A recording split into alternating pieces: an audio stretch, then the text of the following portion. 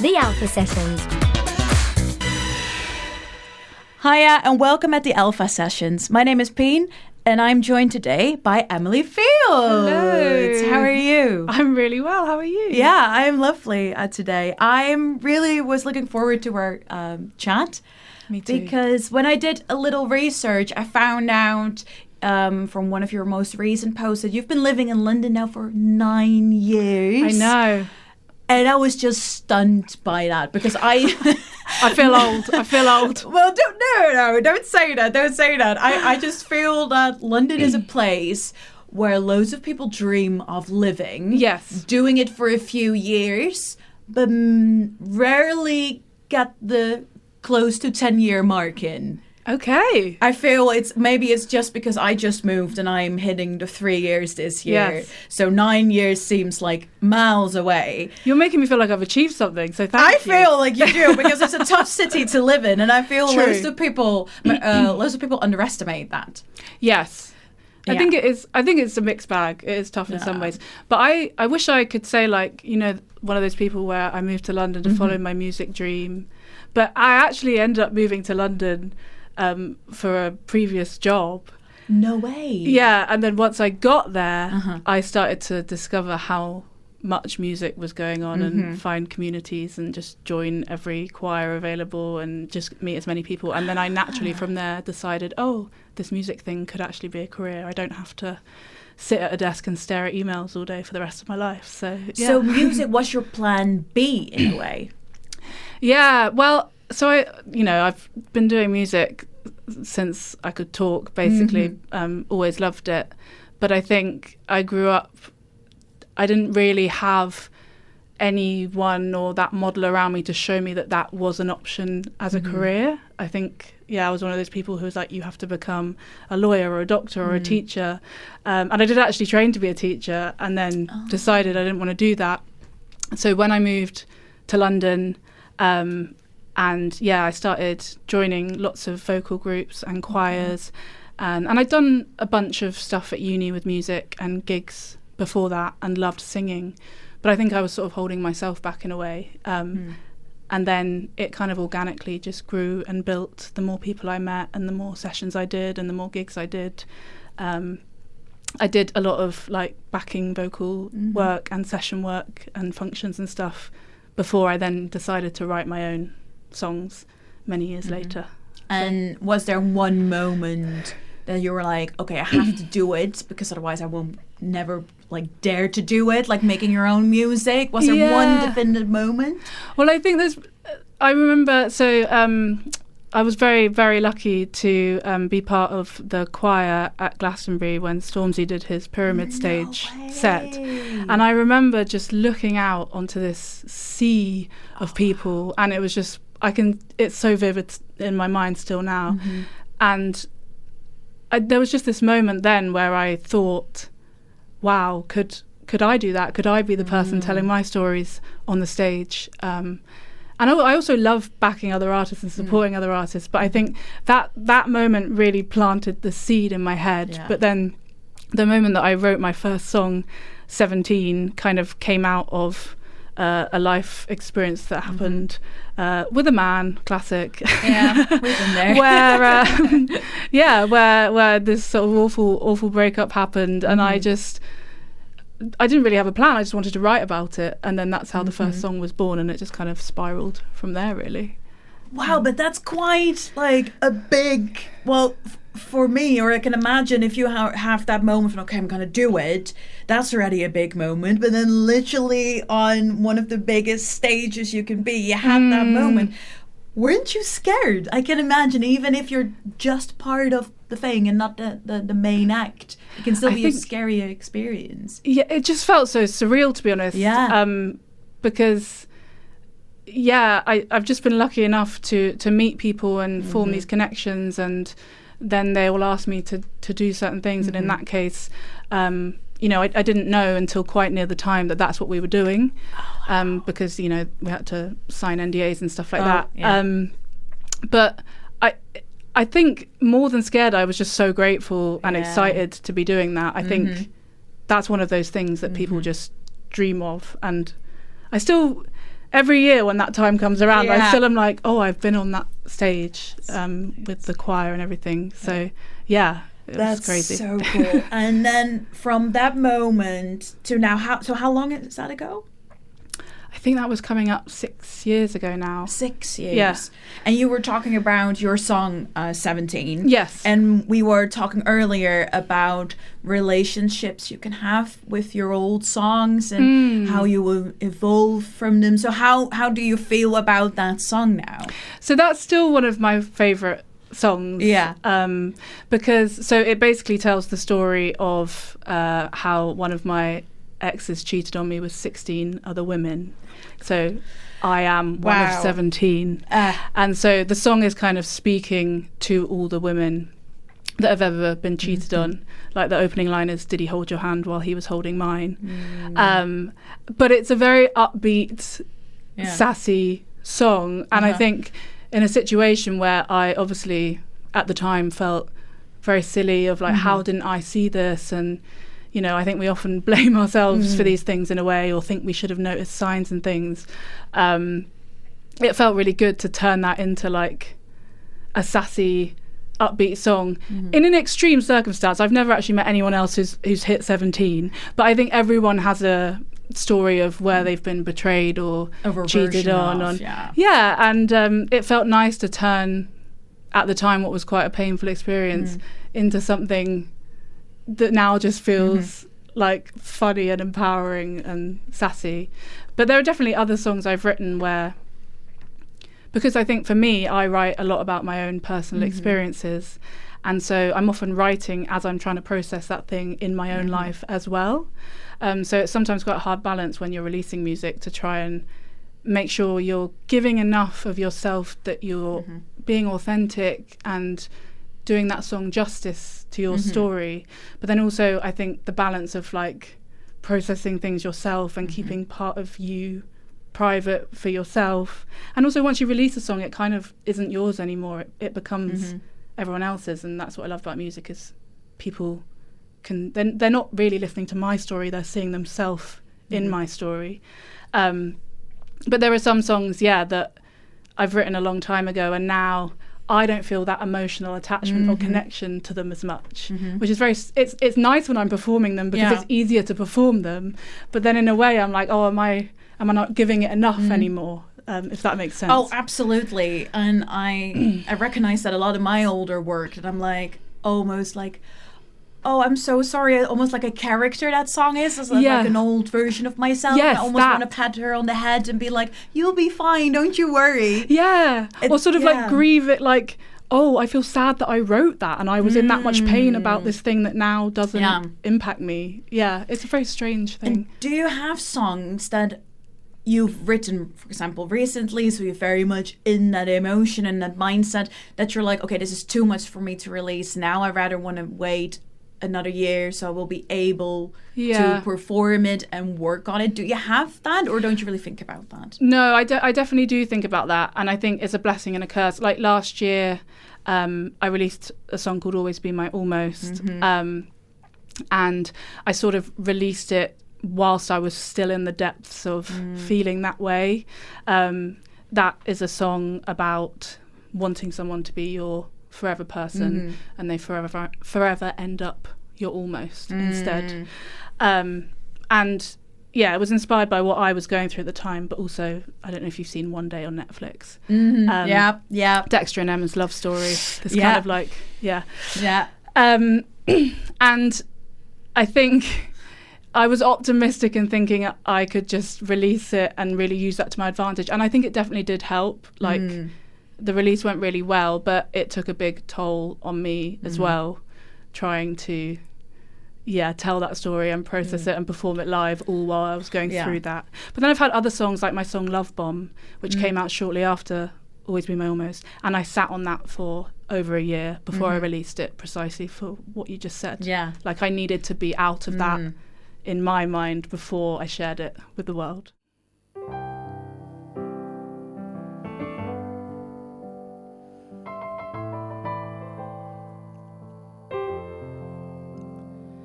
I feel lonely to my bones. Even home don't feel like home. From strangers to best friends to finally us.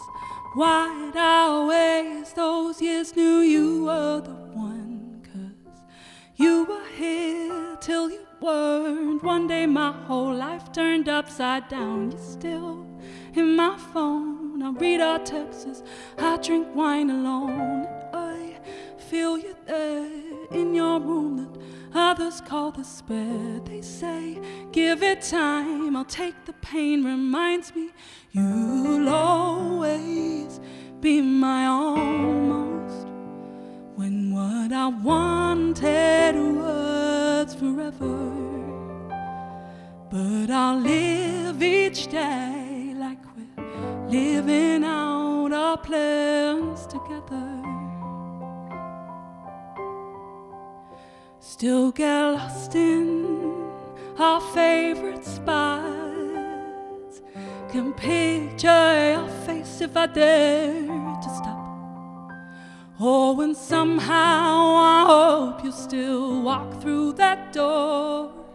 The 15th July, is it even ours anymore? 'Cause you were here till you weren't. One day my whole life turned upside down. You're still in my phone. I read our texts, I drink wine alone. And I feel you there in your room that others call despair. They say, give it time, I'll take the pain. Reminds me you'll always be my almost. When what I wanted was forever. But I'll live each day like we're living out our plans together. Oh, you'll always be my almost. But our season bloomed and passed. Were we built on borrowed time? Never made to last. And how can this be? Barely breathing without you right here with me. I'd take just friends to get any argument. I'd trade places with you if it only meant you were around. You'll always be my almost. When what I needed was forever. But I'll live each day like we're living out our plans together. Oh, you'll always be my almost. But our season bloomed and passed. We were built on borrowed time, never made to last. Oh, you'll always be my almost. My almost. You'll always be my almost.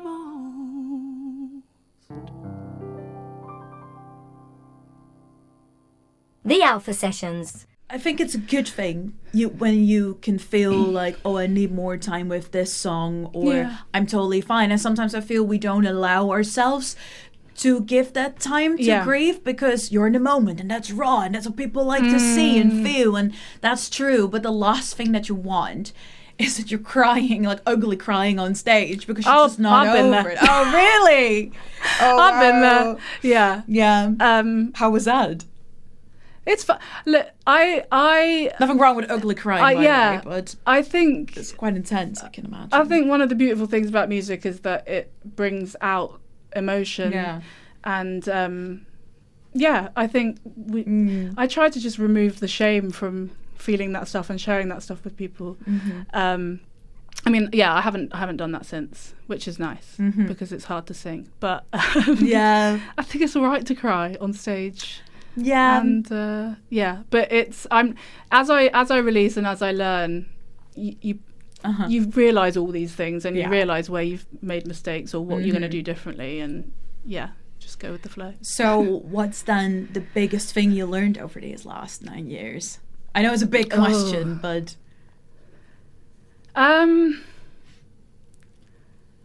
I think I've definitely learnt to just enjoy the moment and the journey. I know that sounds very cliched and cheesy, but I think when I started releasing my own music, I had this sense of urgency, like you said, to achieve certain milestones or certain things, and I felt like I would only be validated once I'd reached certain points. And I think this is a really hard thing to do, and it's a hard industry, and the more I release, it always just comes back to, am I making music that feels good to me and that I'm proud of, and just trusting that the rest will follow, and that the things that are meant to come into my life will, and rejection is redirection or protection in a lot of cases, or you're not ready for that thing yet, and like you need to learn certain things before that door can open. So I've just learnt to go with the flow, to have an intention and a direction, but not to get too caught up in trying to plan everything and control everything, and see what happens. And we were talking earlier about the whole concept of making it.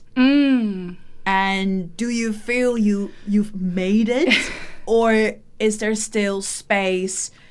There's probably always space to grow, but what is for you making it? Yeah, that's a good question. I think success as a concept is deeply personal, and I think we often give away our power in externalizing success to these arbitrary goals. And I mean, I say arbitrary, that might be unfair, but I think all artists probably have the goals, of I want to be played on national radio, I want to play this festival, I want to do this. And those are all great goals to have. But I think underneath all of those goals, actually, what is driving that is a feeling you want, or how you want yourself or your life to feel. And I've really tried to focus on that feeling and what gives me that feeling. And for me, it's writing, it's collaborating with other musicians, it's performing live. And if I am making music and able to sustain myself making music, for me, that is success. And it's really hard, I think, especially when you're starting out, not to get overly attached to numbers and follower accounts, especially when you often need those things for certain doors to open. But I just truly believe that like music is art, and you could never capture like the depth and nuance of that purely in those statistics, and those things definitely matter. But I think if that's your main focus, if you're making a song because you think it's going to go viral on TikTok, you've already lost. So I think always coming back to like what feels good to me and what stories do I want to share, is success. Like I have these other goals, but I'm not relying on those to perceive myself as having been successful, if that makes sense. And as you said, we're always evolving, we're always growing, and the goalposts are always shifting. The more quote unquote successful you get, the more you expect of yourself. So I think it's really important also, I keep a list of like little wins, no matter how small they are, so that I can remind myself how far I've already come. And I also have like a folder of messages that I've had from people about my music and the impact it's had on them, because it's lovely to see if your song spikes in streaming numbers, but for me what's more lovely is when someone says, hey, I sat and had dinner with my friend tonight and we listened to your song, or me and my partner used your song for our first dance. Like it's those moments, you're soundtracking moments in someone else's life, and for me, I'm like, what could be more successful than that? So but I don't think I've made it. No, that was a very long answer to your question. Cool. But I don't think I would ever think that, actually. Well, that's what I was wondering the other day when I was talking about this with a friend, because will you ever feel that? And I know even with interviews with big artists, you hear it all the time that people are asking about is like, oh, you've made it now. And then I'm wondering, will you ever be satisfied? Yes. So there's something called the arrival fallacy. I don't know if you've heard of it. No. But basically it's exactly what you've just said. Yeah. It's that any thought that starts with like, I'll be happy when, or I'll be happy if, it's basically creating this belief. You're avoiding happiness in the present moment, and you think, when I get that slot at that festival, I'll be happy.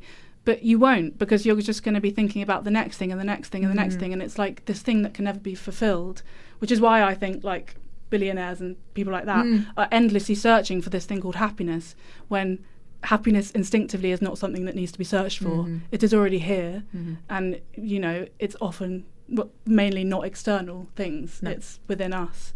So yeah, I also think the term "made it" just massively reduces what music is, as in I think it comes from this assumption that a lot of people, I find it very odd when people say to me like, oh, so you want to be famous? And I'm like, no, I don't. I'm aware that may be an outcome and a side effect of what I'm doing, but that has never been my goal. My goal has always just been to share my stories, create music, and connect with people. It's sometimes I have a feeling, I remember people used to say that to me when I was little and I did like a talent show at school, that they were like, oh, you got a great voice, you're going to be famous one day. Or, oh, if you want to pursue a career in this industry, you must want to be famous then. And then I always felt very conflicted about that, because what is fame? What will it bring me? So far I can only tell from all the documentaries I ever watched about like public figures and artists that it only brings like horrible things. So is that a thing that you also heard a lot when you were maybe younger or along the way? Yeah, it's still something people say to me now. Really? Yeah, which I understand why they say it, because there's a weird contradiction, I guess, in commercial music, that if you want to get to that level where lots of people are hearing your music and you're making enough money off your music, you're it's going to come with fame. But for me, it's never been something that's never been part of the goal. No. But I'm also aware that to reach huge audiences, it's a possible outcome, but it would never be what I'm focusing on. And that's not to say that for other musicians that might be part of their goal, and that's completely valid.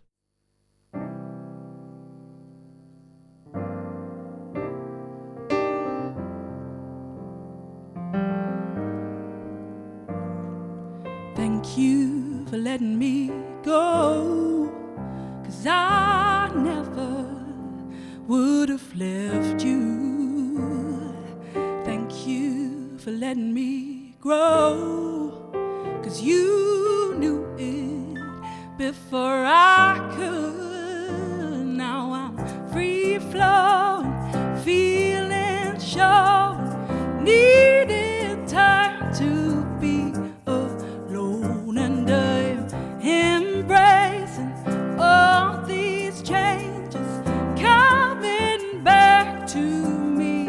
I'm home, but I still love you, and this time I'll love you, love you, love you, love you, love you, love you. This time I'll love you from a distance. I'll love you, love you, love you, love you, love you, love you. This time I'll love you from a distance. I'll thank you for all that we shared, 'cause you showed me where needs healing. Thank you for leaving me scared. Now I'm stronger, bolder, I'm fearless. Now I'm free flowing, feeling, showing, needed time to be alone, and I'm embracing all these changes coming back to Love you, love you, love you. Love you, love you, love you. This time I'll love you from a distance. I'll love you, love you, love you. Love you, love you, love you. This time I'll love you from a distance. I'll love you, love you, love you, yeah. From a distance I'll love you, love you, love you. From a hear the sound of my feet, finding what's meant for me as I step into my light. Feel the strength of my choice, trust in my inner voice. All I need's already mine. Hear the sound of my feet, finding what's meant for me as I step into my light. Feel the strength of my choice, trust in my inner voice. All I need's already mine. Yeah. Love you, love you, love you. This time I'll love you from a distance. I'll love you, love you, love you. Love you, love you, love you. This time I'll love you from a distance. I'll love you, love you, love you. Love you from a distance. I'll love you, love you, love you. Love you from a distance.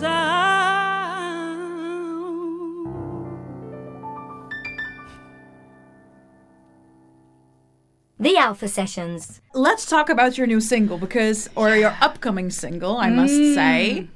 Love You From a Distance. Yes. It's so funny, you just played it, and the first thing I thought, and I actually recognized that in your other music as well, that you're playing with opposites. Okay. Which I find very interesting, lyrically, mainly. And I was just wondering if you can tell me more about the song. Can you tell me what you mean about the Yeah, opposites with that you're saying, like, I'm being stronger and better now, but I'm still keeping you at a certain distance. Because you would assume that, I'm better, whatever, very positive, and then maybe that's my association with, like, keeping it distant as a negative one, while that can also be a very healthy one, like telling people your boundaries and that kind of stuff. Love you from a distance. I mean, it's pretty much what it says on the tin. Yeah.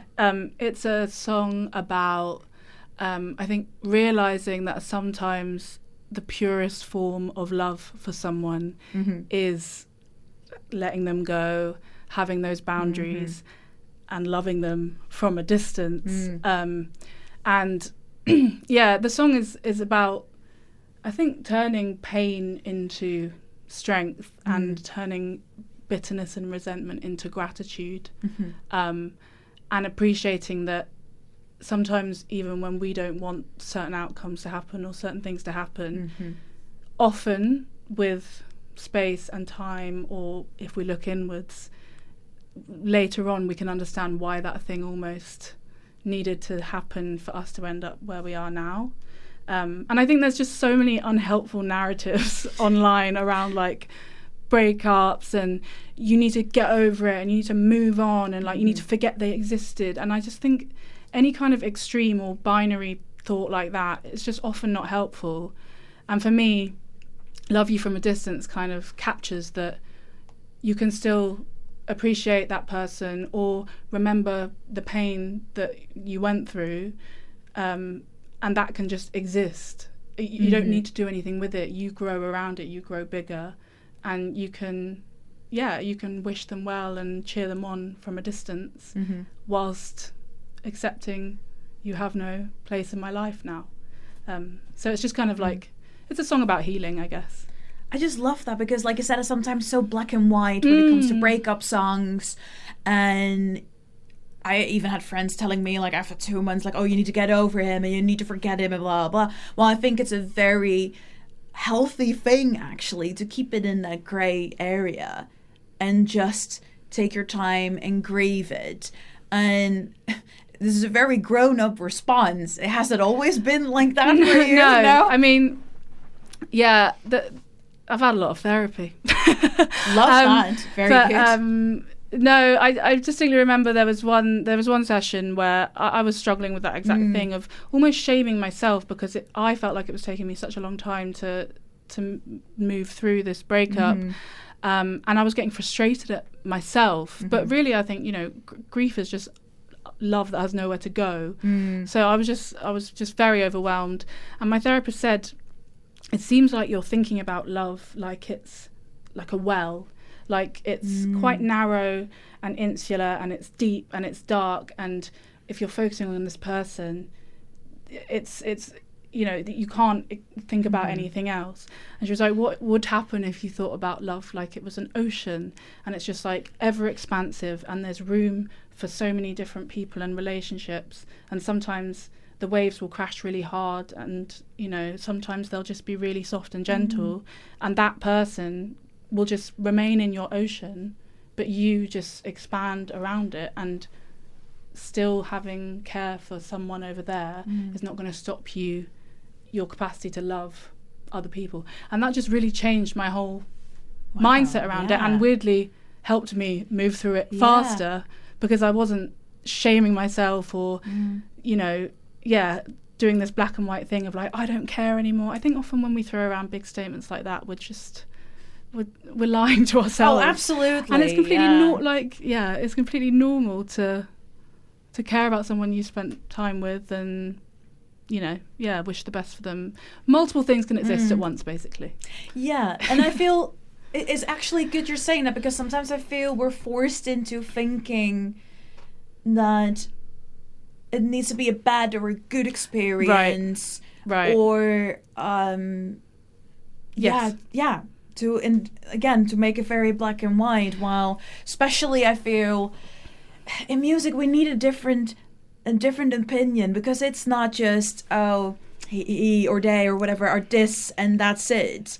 And I think it will also make you a better artist, because just you talking about this ocean thing, I'm like, oh my God, I would love to hear a song about that. It's just so poetic. And did that infect, after you had that session with your therapist, your way of writing as well? Yeah.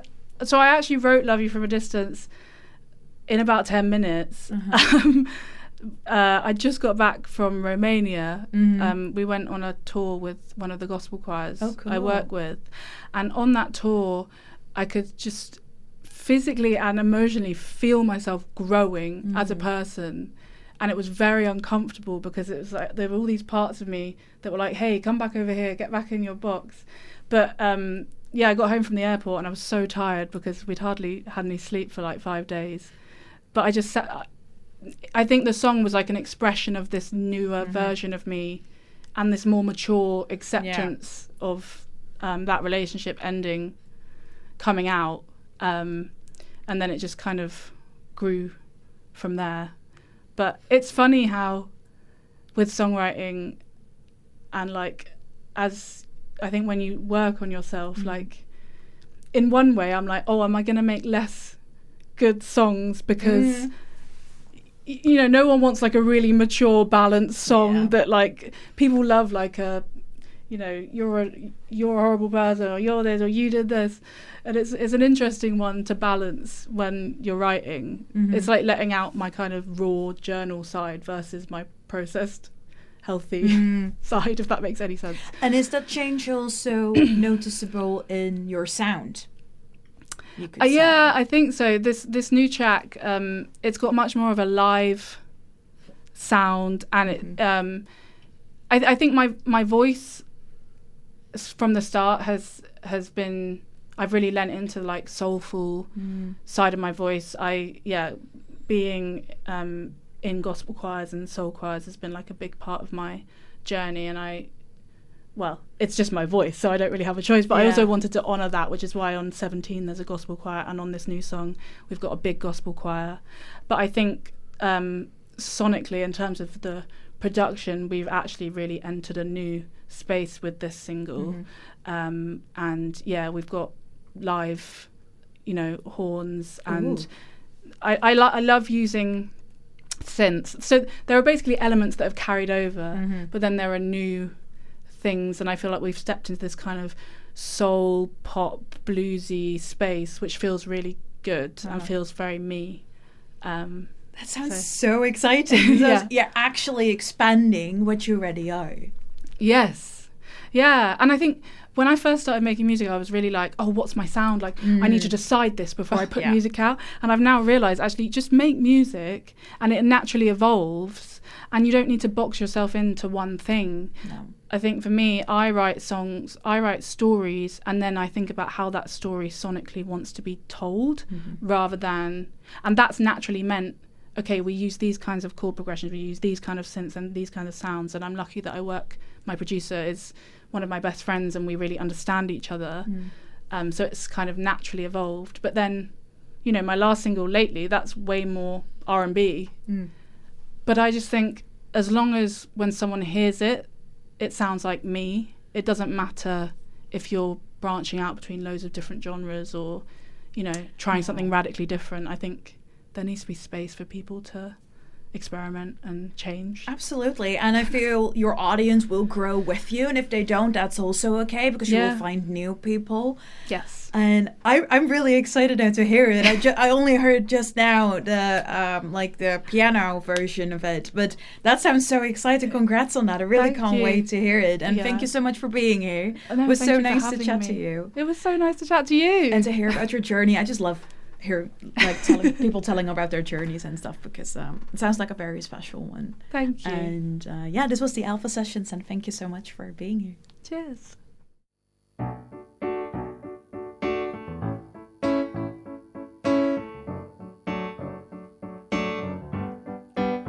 Did he hold your hand while he was holding mine?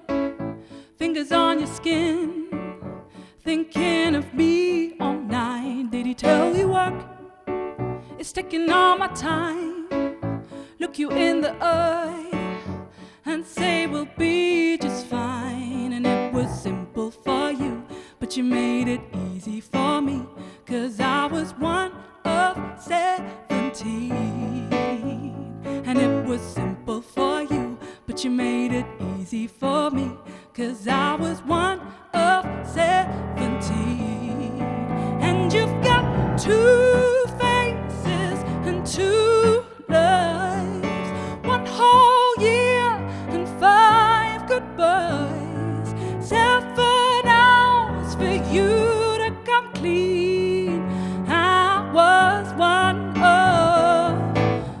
of 17. Hey.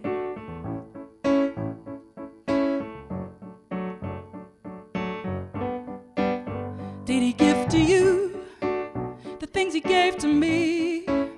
Same names and places, no originality. Imagine if we'd built a family, fed you his lies, this twisted fantasy. And it was simple for you, but you made it easy for me, 'cause I was one of 17. And it was simple for you, but you made it easy for me, 'cause I was one of 17. And you've got 2 faces and 2 lives, 1 whole year and 5 goodbyes, 7 hours for you to come clean. I was one of 17. You had a soul, now you got none. Time to let go, time to move on. You had a soul, now you got none. Time to let go, time to move on. You had a soul, now you got none. Time to let go, time to move on. Ooh, and you've got 2 faces and 2 lives, 1 whole year and 5 goodbyes, 7 hours for you to come clean. I was one of